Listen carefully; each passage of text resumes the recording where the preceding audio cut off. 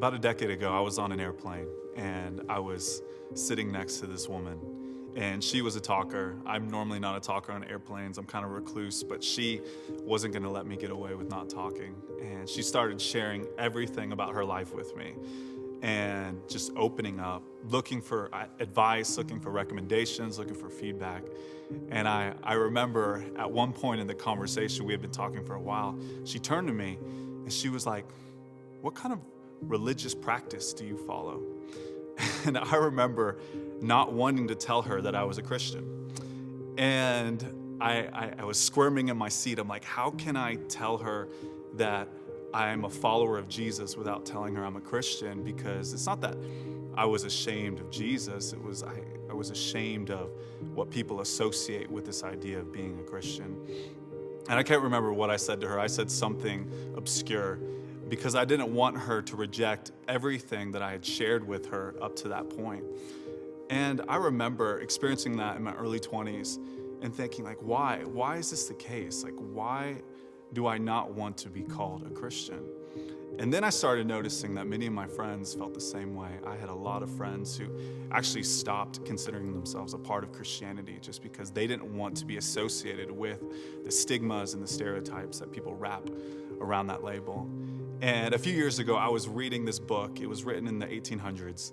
And it was about, honestly, I forget what subject it was on. It was kind of an obscure subject. And I think I was on like page 120 or something like that. And I read this paragraph.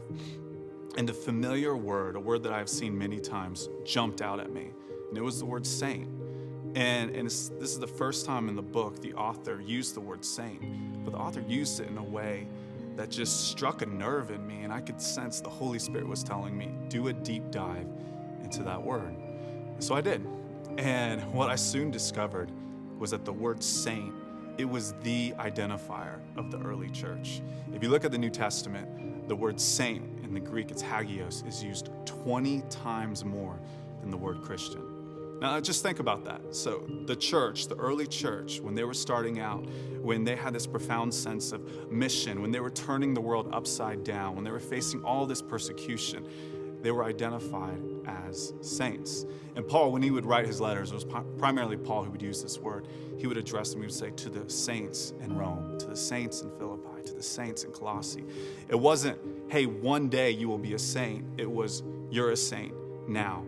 And I know when we think of saints today in our modern world, we think of people with halos on their head. We think of stained glass windows. We think of extraordinary people who lived these great lives and then died. And after they died, they became saints. It's like a prefix that we attach to their first name: St. Paul, St. Mary, St. Peter. But this is totally contrary to the biblical idea of saint.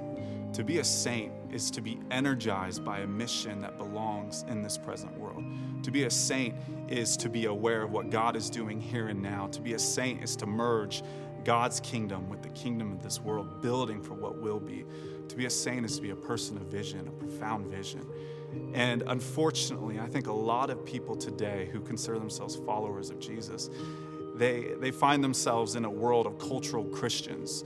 Christian is just another thing, another label that we add to our lives. It's another part of who we are. It's not the thing that defines us. And what this has done is it's kept us from discovering something worth dying for. And if you don't discover something worth dying for, you'll never discover something worth living for. And that's the big idea with the Saints message, is God has placed a purpose in our hearts, on our lives as the people of God. And if you look at this word saint, it possesses everything that we crave. Just in this one word, it possesses everything that we crave as humans. It has undertones of meaning, of purpose, of community, of uniqueness. It reveals what it is to be the children of God, to be the people of God, revealing His nature to the world. And I fully believe that we as the people of God, we as saints, we have to embrace the calling that God has placed on us to deconstruct the barriers between the secular and the sacred. I could sense on that airplane when she asked me that question, there was a barrier that went up between us. If I would have answered Christian, I know based on things that she had shared with me, she would have had a certain label of who I was and what I believed and what my agenda was in that moment. And I believe that saints are the people that break down those barriers. They reach into every single corner of God's good world because they know none of it is off limits. It is all His, and that's the big vision. And that means no person is off limits. That means no space is out of reach. And honestly, this is the life we were created for. We were created to merge the worlds of what is and what will be, bringing God's goodness, faithfulness, righteousness, justice into plain view in our world.